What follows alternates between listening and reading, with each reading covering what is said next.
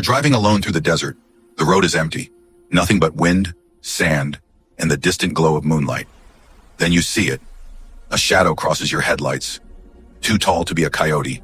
Too wrong to be human. You blink, and it's gone. But when you check your rearview mirror, it's standing in the middle of the road, watching you. If you were in Navajo country, you'd know what that means. You just met a skinwalker, long before the highways and headlights, before the reservations and borders. The Navajo spoke of beings called Yee Naaldlooshii, the ones who walk on all fours. They weren't spirits, they were witches, men and women who had turned their backs on the sacred ways, trading humanity for dark power. To become a skinwalker, legend says, one must commit an act so vile it severs the soul, the killing of a family member, the ultimate betrayal.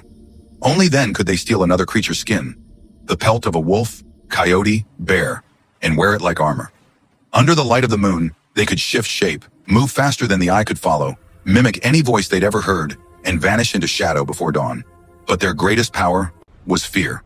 Villagers told stories of eyes glowing from the cliffs at night, of animals that laughed with human voices, of relatives calling from outside long after they'd been buried.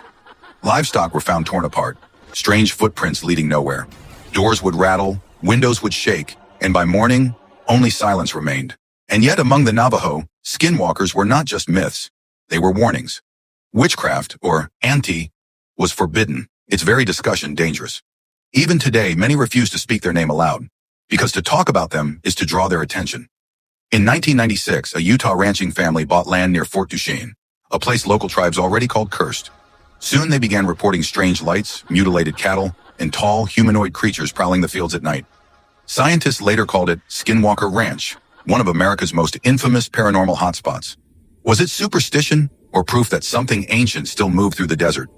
Researchers came with cameras, sensors, weapons. They left with fear and stories of voices whispering from nowhere, orbs of light that melted through metal, and creatures that vanished mid-step. The Skinwalker legend lives on, part folklore, part unsolved mystery. Some say they are humans who have learned forbidden arts. Others believe they are demons in borrowed flesh. A few even claim they are guardians, punishing those who disrespect sacred lands. But every story ends the same. You cannot outrun a skinwalker. You cannot reason with one. You can only hope it chooses to let you live. So if you ever find yourself alone in the American Southwest, under the endless stars with the wind whispering your name, don't stop the car. Don't look into the darkness. And if you hear footsteps behind you, moving when you move, stopping when you stop, don't turn around. Because once you've seen its eyes, it already knows yours.